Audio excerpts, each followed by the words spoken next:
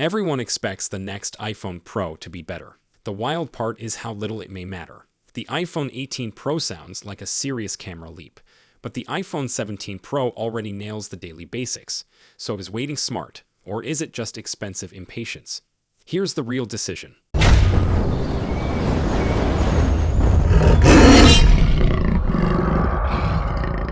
Do you want a phone that feels great now?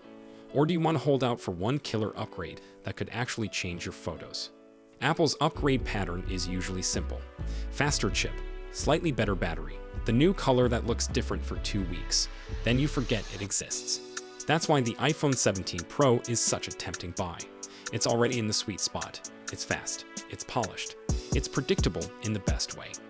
So for the iPhone 18 Pro to be worth waiting for, it needs something that hits you every day. Not a spec sheet flex, not a benchmark win, something you feel every time you open the camera app. And that's exactly where the leaks are pointing. The headline is the variable aperture camera coming to the Pro line. Analyst Ming-Chi Kuo has called it out. Supply chain chatter backs it up, and the impact is easy to understand. A variable aperture means the lens opening can change, wider when you need more light, narrower when you want more in focus. That's not a tiny tweak, that's a new kind of control. Think about a night street shot. Right now, your phone decides a lot for you. It boosts exposure, it smooths noise, it tries to keep things sharp. Sometimes it looks incredible. Sometimes it looks like a watercolor filter got loose. With an adjustable aperture, the phone can grab more light without leaning so hard on processing. That can mean cleaner detail, better contrast, less of that smeared look in shadows. Now think about portraits. People love that soft background blur, but sometimes the edges look weird. Hair gets fuzzy, glasses get cut out wrong. A true optical change can make the depth look more natural before the software even kicks in. That's why this upgrade is so exciting. It attacks the problem at the source. Light enters the lens. The sensor captures it. The image starts stronger. And it's not happening alone. The iPhone 18 Pro Max is also tied to a new custom 48 megapixels main sensor, reportedly in collaboration with Samsung. That matters because the sensor is the canvas. The better canvas makes every shot better, even before the chip does its tricks. There's also a report of a larger aperture on the telephoto lens. That's huge for zoom photos at night. Zoom is where phones usually fall apart. You get softness, you get mush, you get noise trying to pretend it's detail. If Apple opens up that zoom lens more, the camera can keep shutter speeds higher and ISO lower. That's how you get sharper shots. That's how you get less blur. That's how you get a zoom photo you actually want to share. Put those pieces together and you get the pitch. The iPhone 18 Pro could land much closer to an SLR-style look, not because it suddenly becomes a pro camera, but because it captures light in a more flexible way. Now, there's a big caveat. Even with all this camera hardware, the everyday experience may not change much if you don't live in the camera, if you mostly shoot in bright daylight, if you mostly post quick clips, if you mostly take receipts and screenshots, then you're waiting for a feature you won't use. That's why the smarter question isn't, is it better? It will be better. The question is it better for you? So let's talk about the price, because this is where the report gets spicy. Kuo also says these variable aperture lenses cost about 50% more than the current high-end 7P lenses. That is a massive jump in the bill of materials. And it's not just the lens, it's the precision parts, it's the assembly, it's the yield, it's the whole supply chain headache. Sunny Optical is reportedly positioned to supply 40 to 50% of those components. That's a big share. It also hints this isn't a small experiment. This is a real production plan. Normally, when parts get more expensive, the retail price goes up. That's the standard play, especially for a premium phone. But the report from insiders points to Apple absorbing the costs, not all of them, but enough to avoid a sticker shock moment. Why would Apple do that? Simple. The premium Android space is getting pricey. Samsung and others have been pushing prices up. If Apple can hold the line, it looks like the safe premium buy. It's also a market share move. If the most desirable Pro model stays steady, more people jump tiers. More people finance. More people feel like they're getting a deal even when they're not. Now add the other pressure point, memory. The RAM shortage has been getting louder. Data centers building for generative AI have been buying up huge memory supply. That squeezes consumer tech, and when supply tightens, prices spike. Some reports say memory prices have tripled in certain cases. That is brutal. Other companies respond in three ways. They raise prices, they cut production, or they do something that makes buyers furious. They downgrade, less RAM, less storage, cheaper parts, same marketing. That's why people are worried about RAMageddon, because it's not just a funny nickname. It's a real supply crunch with real consequences. Apple isn't immune, but Apple has a few advantages. 1. It signs long-term supply deals, volume, discounts, locked-in contracts that shields it more than smaller brands. 2.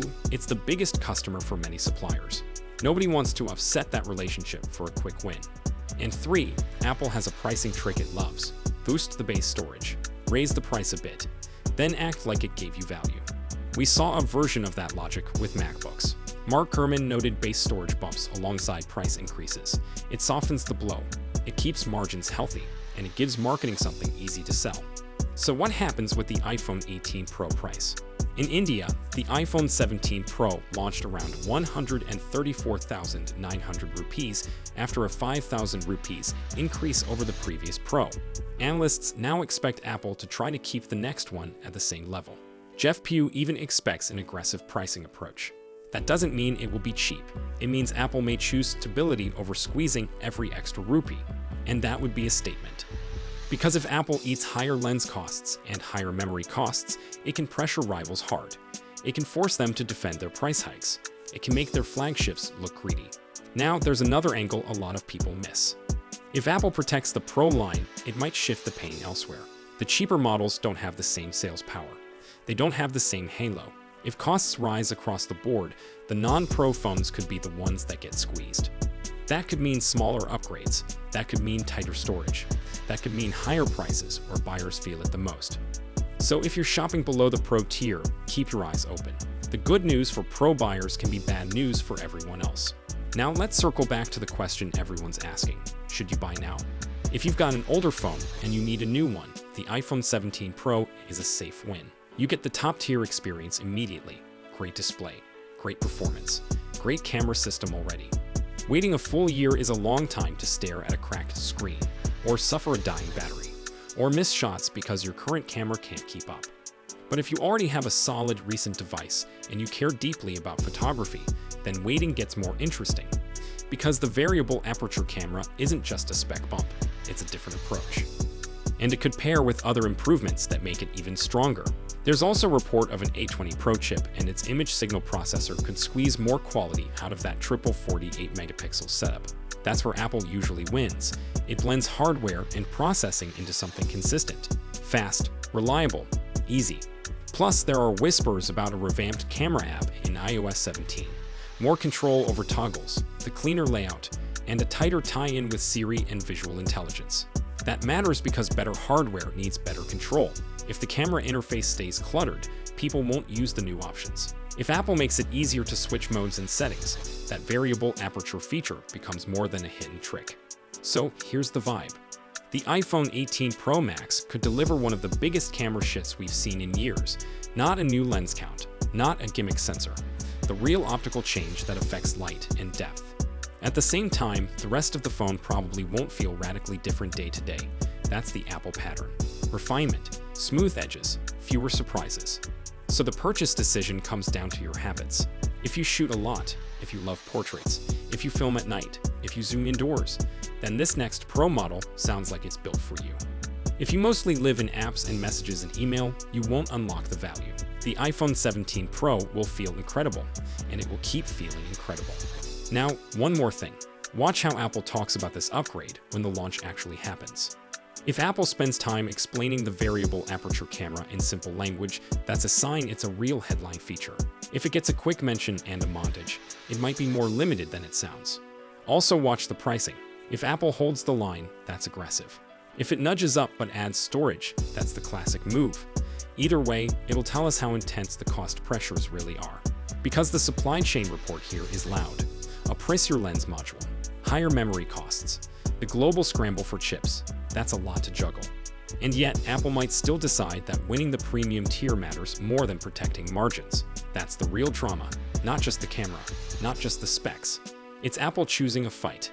The iPhone 18 Pro sounds like a camera-first leap, The variable aperture lens could change low light shots and portraits in a real way. Costs are rising from printer optics and memory pressure. Still, Apple may hold the price to stay aggressive. If you live in the camera, waiting makes sense. Tell me your upgrade plan.